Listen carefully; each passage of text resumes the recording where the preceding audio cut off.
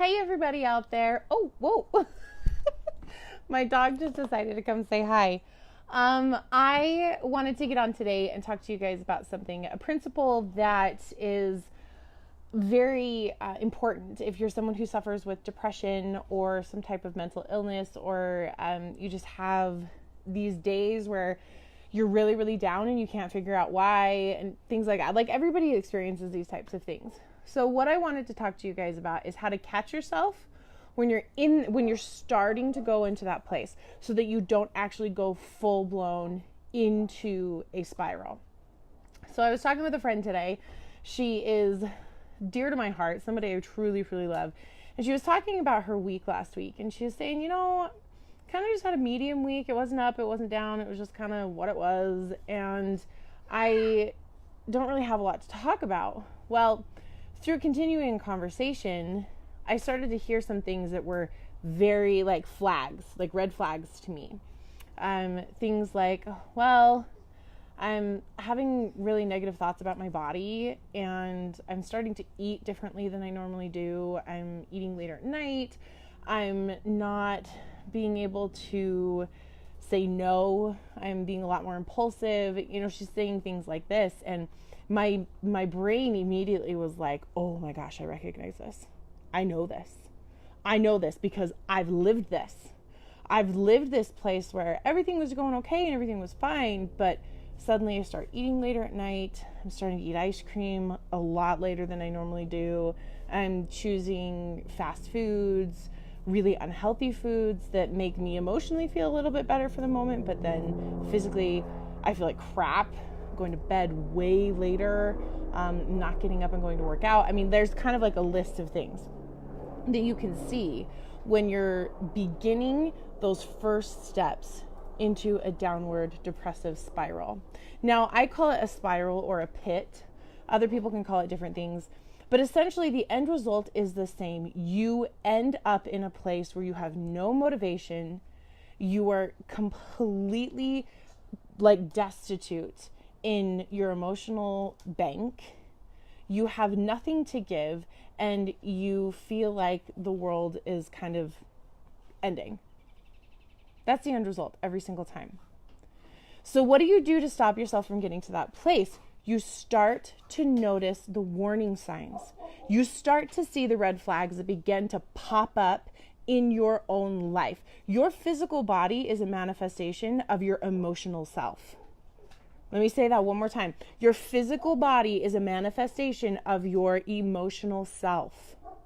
If you are not feeling good about yourself, you will begin to do actions that key you in to what's going on in here. Things like eating really, really late. Things like not going to work out when you know it makes you feel better. Principally, it's that you start doing things you know that will not make you feel better, that have proven to make you feel worse. You begin to do those things. So as you start to see those things happening in your own life, it can happen over the course of a day, it can happen over the course of a couple of days, or even a couple of weeks. You start to see those red flags in your life, and you put a stop to them immediately. This is how you do it, because those things are not based on conscious decisions. Those are subconscious emotional decisions that you're making. So to get that from your subconscious into your conscious, you have to do a couple of things. Number one, you have to verbalize how you are feeling. If you don't know how you're feeling, you verbalize your actions and when they started. Because most of the time you can figure out what set you on the downward spiral path by tracking the actions back to the day they started. Exactly what happened with me and my wallet. I was able to track back to the day that I started to go down a spiral with losing my wallet. So you should be able to track that back. So number one, you have to verbalize what's going on. You have to say it out loud. Number two, you have to get the emotion about what's happened out. If it's screaming, I prefer screaming. I prefer yelling and shouting and getting all of that emotion up and out of your body and out through your mouth.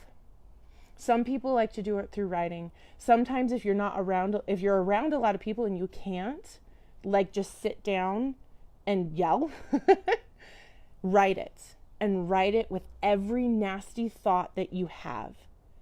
So an example for this is when I felt like I was losing control of my life. It was because I lost my wallet.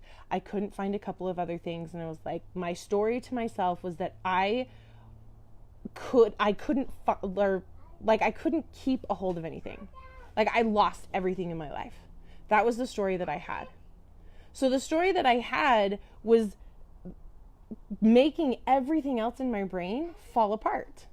It was making everything in my life begin to fall apart. So I pinpointed that story I was telling myself, that when I lost my wallet, it meant that I lost everything and I couldn't keep track of anything.